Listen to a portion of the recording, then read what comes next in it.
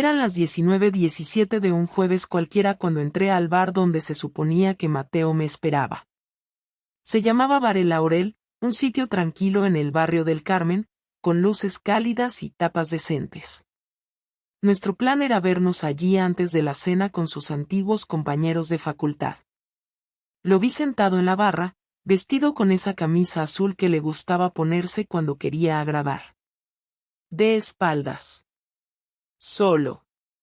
Me acerqué, despacio, con una sonrisa tonta, como si todavía sintiera ese pequeño cosquilleo por verlo. Pero cuando llegué a menos de 2 metros, me detuve en seco. No por él. Por la chica que lo miraba desde una mesa cercana. Joven. Pelo rizado. Piernas cruzadas. Una copa de vino entre las manos y una sonrisa que no se dirige a cualquiera. Era esa clase de sonrisa que tiene dueño. Y estaba claro quién era su objetivo. Mi marido no la veía. O fingía no verla. Pero ella no quitaba la vista de encima. Ni de su nuca, ni de sus hombros, ni del móvil que él estaba toqueteando sin mucho interés. Fue ese momento exacto en que lo supe.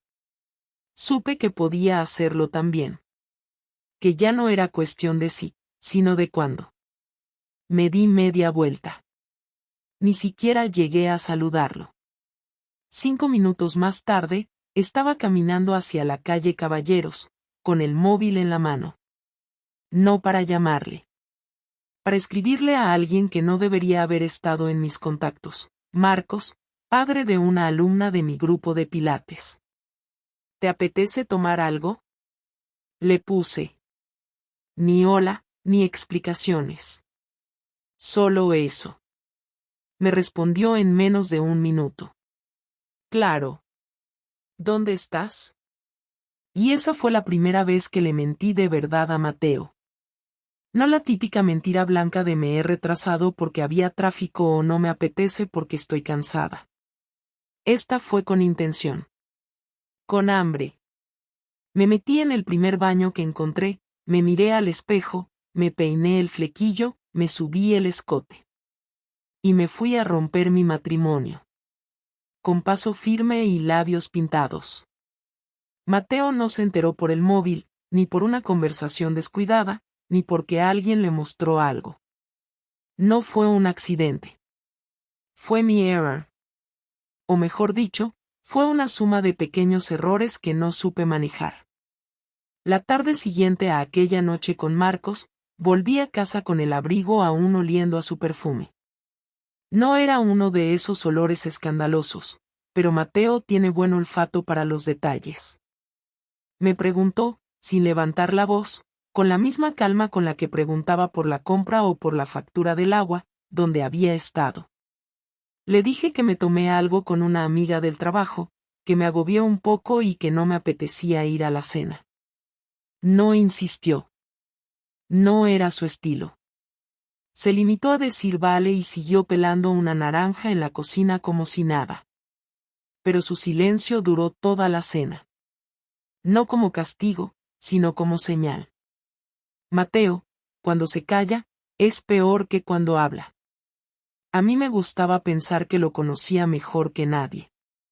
Pero en ese momento empecé a sospechar que no sabía nada de él, ni de lo que podía hacer si sentía que alguien le estaba tomando el pelo.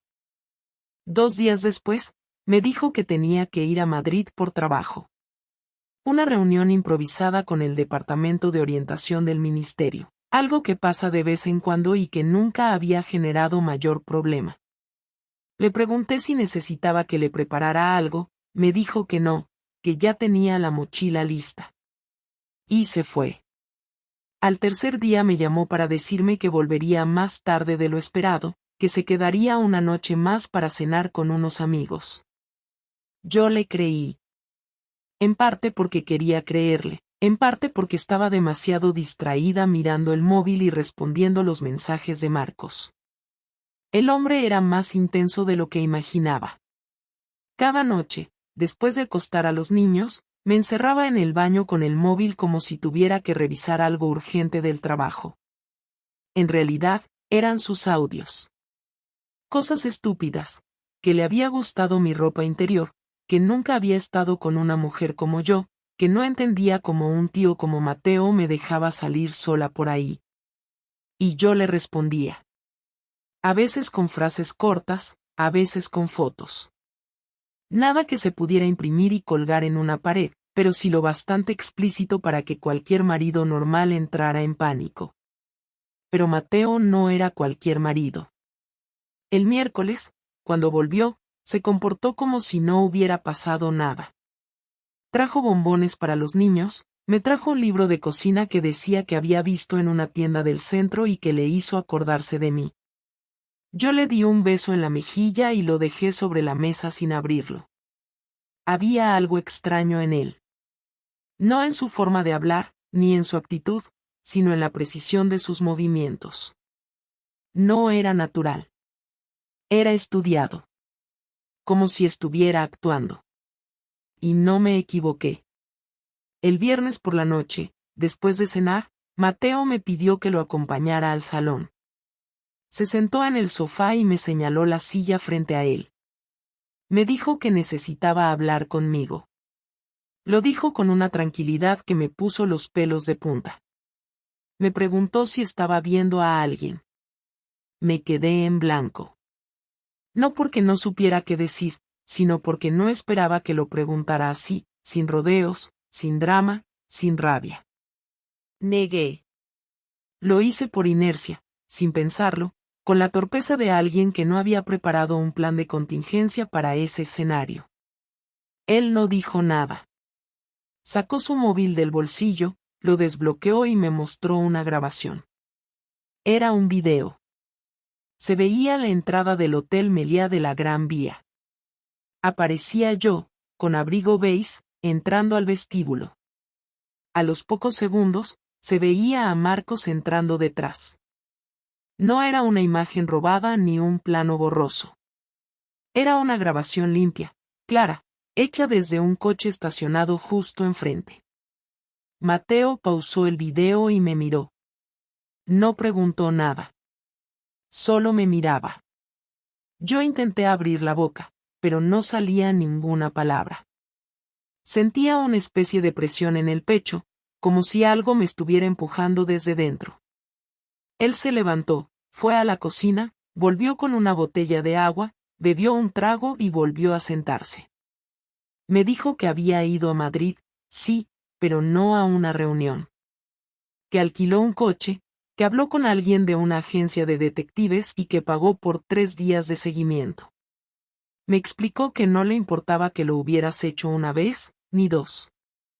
Lo que le dolía era que no le dijera la verdad cuando me dio la oportunidad de hacerlo. Entonces dijo una frase que me dejó helada: no estás castigada, Lucía. No estoy aquí para pelear ni para echarte de casa. Estoy aquí para ver hasta qué punto estás dispuesta a seguir mintiendo. Me levanté, fui al baño, me lavé la cara, volví y me senté. Fue solo una vez, le dije, sabiendo que era mentira. No significa nada. Mateo no reaccionó. Solo asintió y se levantó de nuevo. Me dijo que esa noche dormiría en el sofá. No por rabia, sino porque necesitaba espacio. Me dijo que no habláramos hasta el domingo. Que no quería tomar decisiones en caliente. Y así empezó la caída. Mateo no esperó hasta el domingo. El sábado por la mañana me despertó temprano, con la luz del sol entrando por la ventana y el ruido de la cafetera en la cocina. Bajé en pijama, todavía con la esperanza de que hubiera decidido dejarlo pasar, que no tuviera ganas de hablar, que eligiera el camino cómodo del silencio, como muchas otras veces en nuestra vida. Pero no.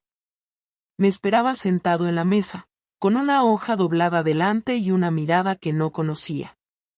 Me ofreció café y me dijo que me sentara, que no quería discutir, solo entender. Me senté. Acepté el café. Lo tomé sin azúcar, como a él le gusta, aunque a mí me resulta amargo. Él lo notó. Me miró como si esa taza dijera más que todo lo que iba a salir de mi boca después.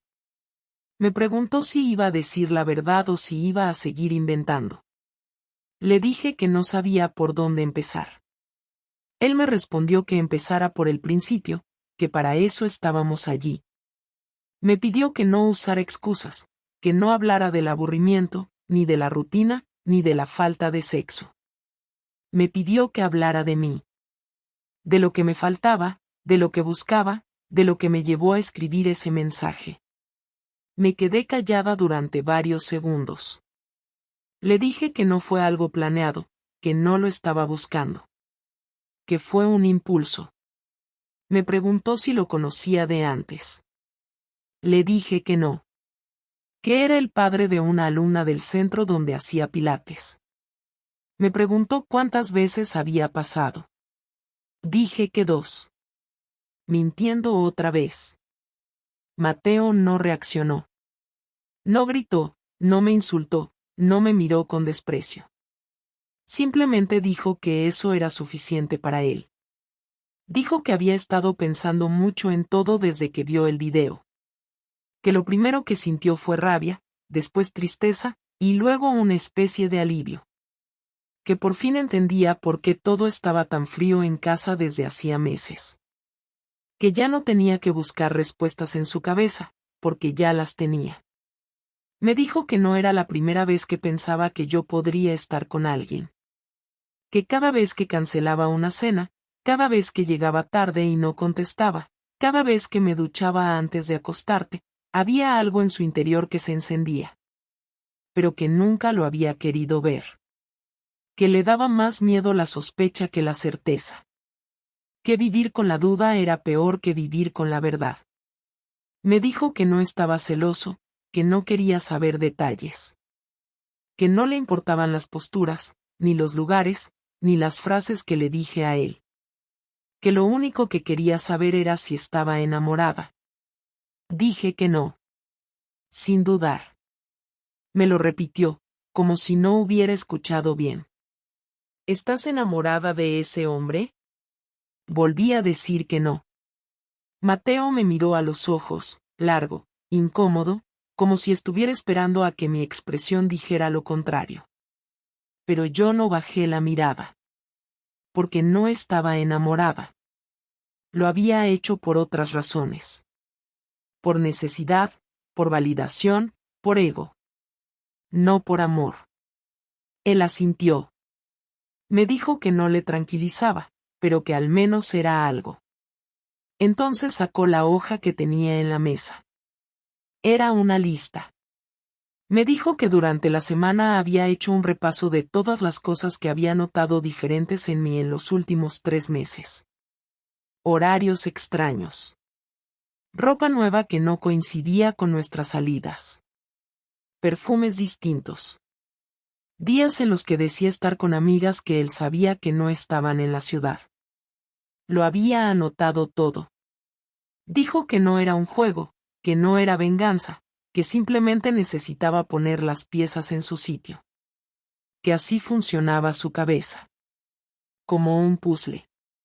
Como un análisis. Le dije que no sabía que se había dado cuenta de tanto. Me respondió que claro que se había dado cuenta. Que me conocía demasiado bien como para no verlo. Le pregunté qué pensaba hacer. Dijo que nada por ahora. Que no iba a irse de casa. Que no iba a hablar con los niños. Que no iba a llamar a nadie. Que no iba a contarle esto a su familia. Que no iba a decirle a Marcos que lo sabía. Que simplemente iba a convivir conmigo durante unas semanas más mientras pensaba. Que quería observar. Ver si realmente había algo que salvar. Ver si yo tenía interés en reconstruir algo o si simplemente estaba esperando a que me echara. Me dijo que era consciente de que perdonar una infidelidad no es lo mismo que olvidar. Que no estaba seguro de poder volver a mirarme igual. Pero que estaba dispuesto a intentarlo si veía en mí un esfuerzo real. No por obligación. No por culpa. Sino porque realmente quería quedarme. Porque si no, prefería que me fuera. Le dije que quería quedarme. que no lo hice por odio, ni por falta de amor. Que fue un error. Él dijo que eso era lo que todas las personas dicen cuando se les pilla. Que no había escuchado nunca a nadie admitir que lo hizo porque quería y que no se arrepentía. Que el remordimiento viene siempre después, cuando ya no hay nada que hacer. Le pregunté si me creía. Me dijo que todavía no. Pero que me iba a observar. No como un policía, sino como un hombre al que le han hecho daño. Que me iba a mirar con otros ojos. Y que esperaba que yo supiera lo que eso significaba. No noté nada extraño durante los primeros días. Mateo mantenía su rutina habitual, se levantaba a la misma hora, desayunaba en silencio y salía hacia el instituto como siempre. No había gritos, ni reproches, ni comentarios sarcásticos. Incluso en la mesa, con los niños presentes, seguía siendo correcto, atento, casi educado en exceso. Era como si hubiera decidido ejecutar una especie de protocolo sin emociones, como si yo fuera una visita con la que había que ser cortés pero con la que ya no había ningún vínculo real. Durante esas mañanas, yo intentaba mostrarme más presente, más disponible, preparaba café para los dos, me ofrecía a plancharle la ropa, lo acompañaba al coche aunque solo fuera para despedirlo, y él lo aceptaba todo sin rechazarlo pero también sin agradecerlo, como si no le afectara. Pensé que era su manera de procesarlo, que necesitaba tiempo para digerirlo, pero lo que no sabía era que ya estaba ejecutando algo más calculado. El jueves por la tarde, mientras recogía a los niños del colegio, noté que algo no cuadraba en casa. La mochila de Mateo ya no estaba donde solía dejarla. Fui al armario del pasillo y tampoco estaba. Revisé el dormitorio y allí tampoco encontré su chaqueta ni su maletín.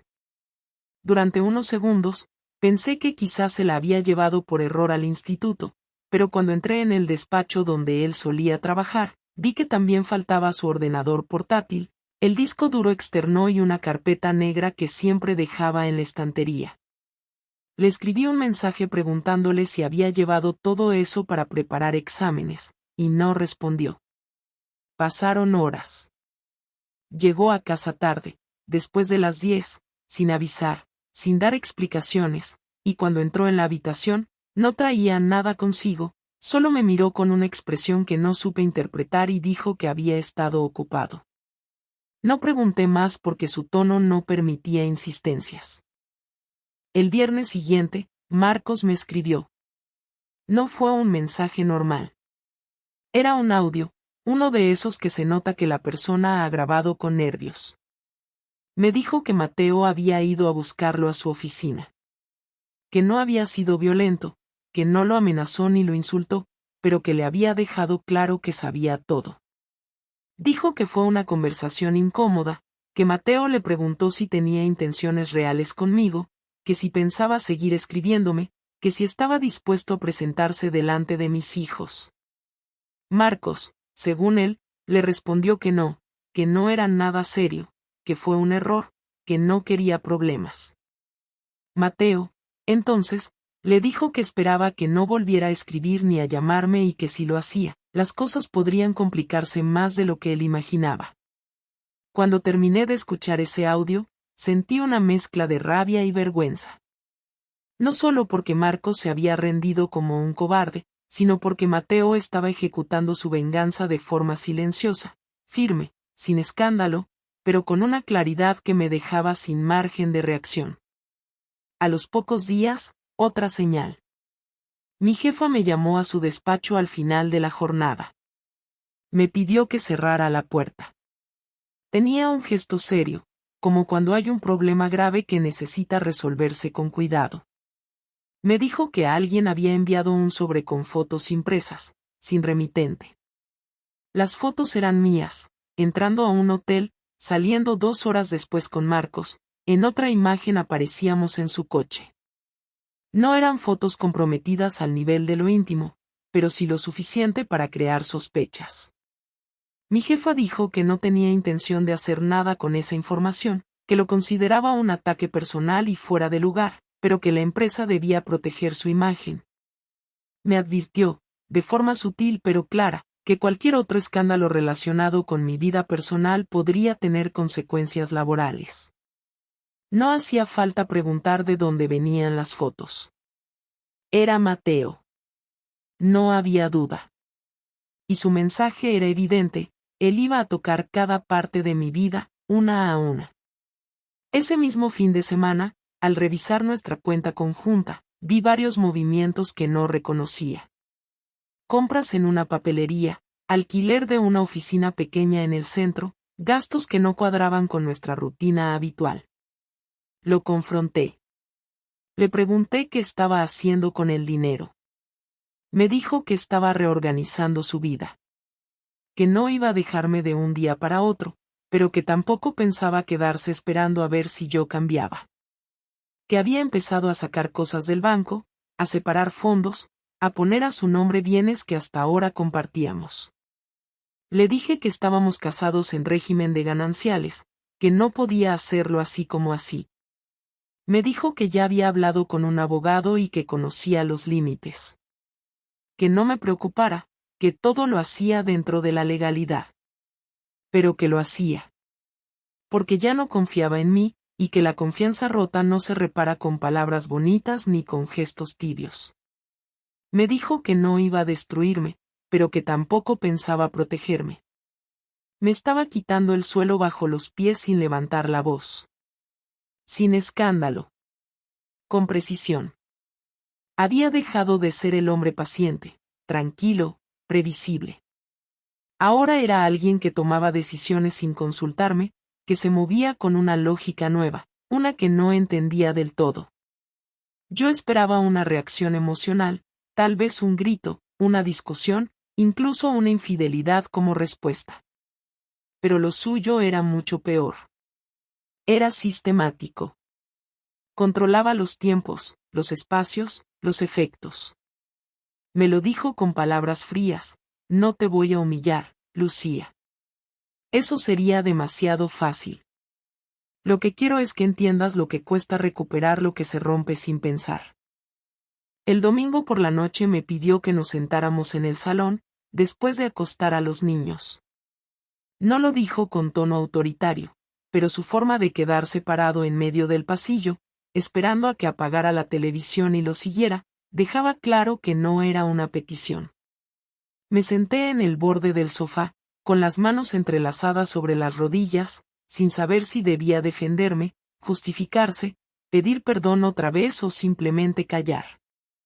Él se sentó frente a mí, en la otra punta del sofá, sin acercarse ni un centímetro. Lo primero que dijo fue que ya había tomado una decisión.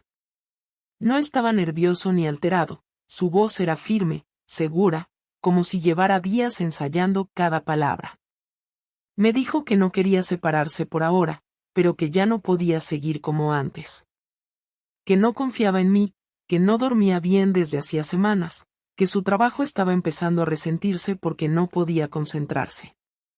Que no se trataba solo del sexo o del engaño, que lo que más le dolía era que me había sentido libre de mentirle cada día, que había convertido la rutina en una tapadera y nuestra casa en una especie de decorado para mantener las apariencias.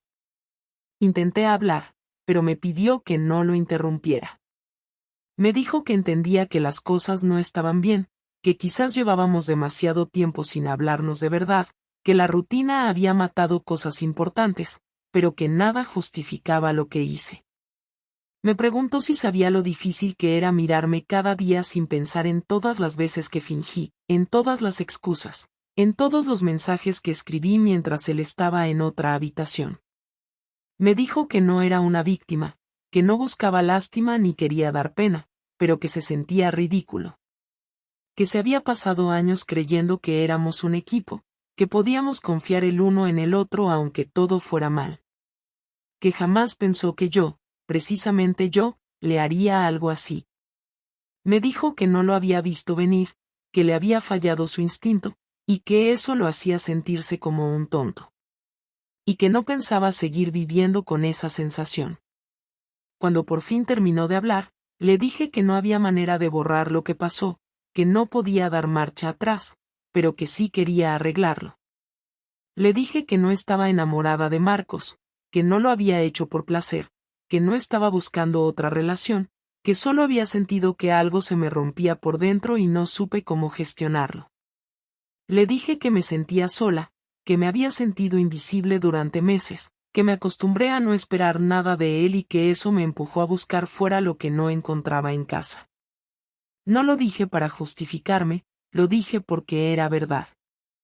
Me miró en silencio, sin mover un músculo, sin reaccionar, como si cada palabra le llegara sin hacer efecto. Me preguntó por qué no me fui si estaba tan mal. ¿Por qué no lo enfrenté antes? ¿Por qué no fui honesta cuando todavía se podía hablar sin daño? No supe qué responder. Le dije que tenía miedo.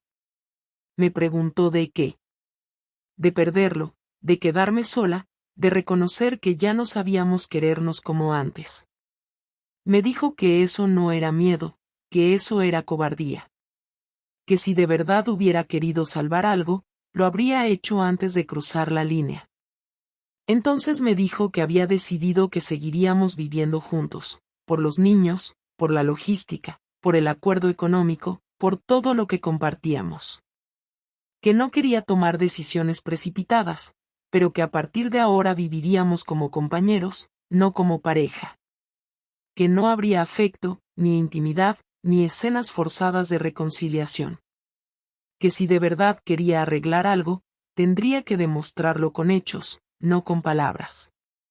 Que él me iba a observar, no como un juez, sino como alguien que ha sido traicionado y no piensa olvidarlo. Que si en algún momento volvía a haber una señal de mentira, de ambigüedad, de doble vida, entonces no habría discusión. Simplemente se iría. Le pregunté si todavía me quería. Me respondió que no sabía. Que estaba intentando averiguarlo, pero que ahora mismo lo único que sentía era decepción.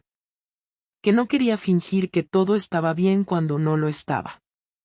Que prefería ser honesto con él mismo antes que volver a caer en una versión falsa de nuestro matrimonio.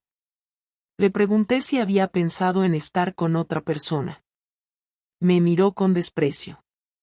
Me dijo que no funcionaba así, que no iba a hacer lo mismo que yo para equilibrar la balanza, porque no se trataba de vengarse. Que su dignidad no estaba en lo que hacía con otros, sino en cómo manejaba lo que le habían hecho a él. Después de eso no hablamos más. Se levantó, fue al dormitorio, cerró la puerta y no salió hasta la mañana siguiente.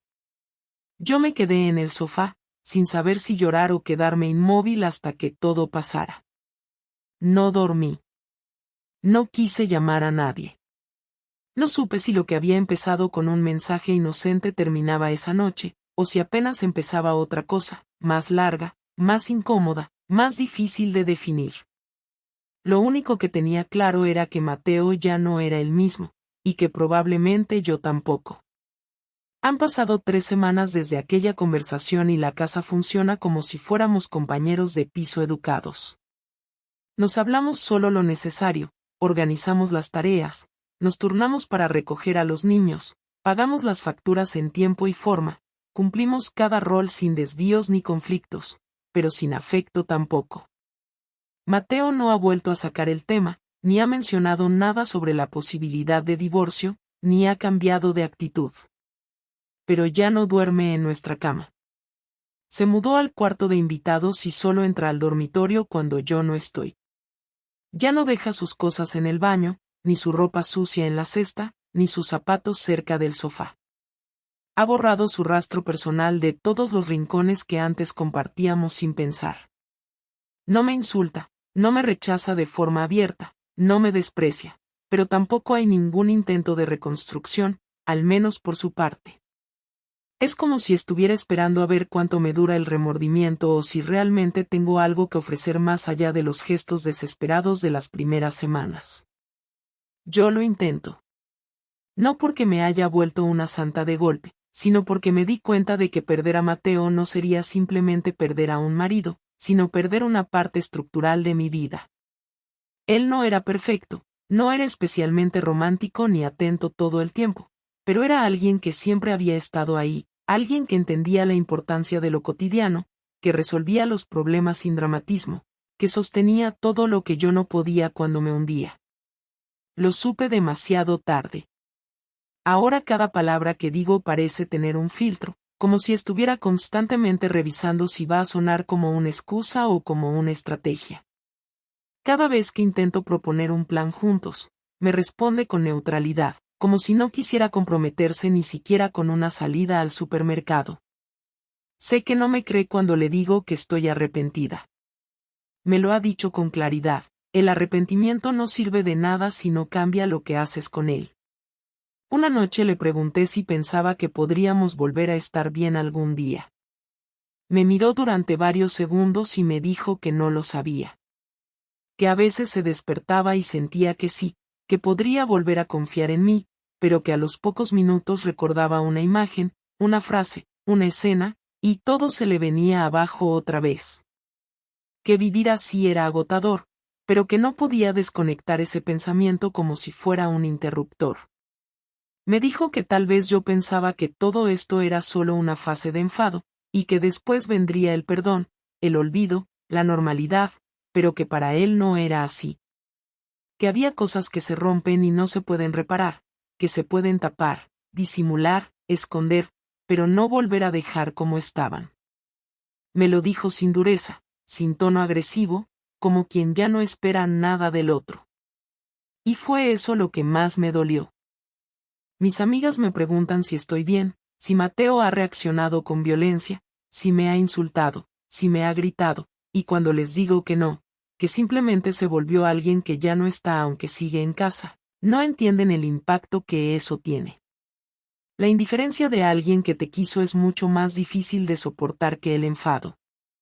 Yo antes pensaba que podría arreglar cualquier cosa con tiempo, con conversaciones, con voluntad, pero ahora no lo tengo tan claro. Porque no se trata solo de pedir perdón, sino de que la otra persona te conceda ese espacio para reparar. Y Mateo no está seguro de querer dármelo. He dejado de hablar con Marcos. No porque Mateo me lo haya prohibido, sino porque yo misma no quiero seguir conectada a la causa del desastre. Marcos intentó escribirme un par de veces, pero no respondí. Sé que él no era el problema real. Solo fue la chispa. El problema era yo, mi incapacidad de pedir lo que necesitaba en vez de buscarlo por fuera, mi manera de evadir el conflicto en casa refugiándome en la validación de un desconocido. Marcos fue útil durante un tiempo porque me dio lo que yo no me atrevía a pedir, pero nunca fue alguien a quien yo quisiera realmente. Solo fue el síntoma. Ahora me dedico a observar, como hace Mateo. Observo cómo se mueve, cómo cambia de humor, cómo organiza su día, cómo reacciona cuando le hablo o cuando me acerco más de la cuenta. Intento entender si todavía hay algo de afecto en él o si lo que veo es simplemente una cortesía vacía. A veces creo que sí. Que todavía hay una mínima posibilidad. Cuando se ríe con los niños, cuando me pregunta si ya cené, cuando me deja una toalla limpia en el baño sin decir nada. Pero no lo digo en voz alta. No insisto. Porque ya entendí que insistir sin demostrar nada es inútil. Y que él ya no cree en las palabras. No sé si vamos a separarnos. No sé si esto es el comienzo del final o solo un periodo de transición. No sé si algún día podré recuperar su confianza o si estoy destinada a convivir con este nuevo tipo de relación, donde todo lo importante se ha evaporado pero seguimos compartiendo techo, responsabilidades y horarios. Lo único que sé es que no quiero volver a ser esa persona que prefiere mentir antes que confrontar la verdad.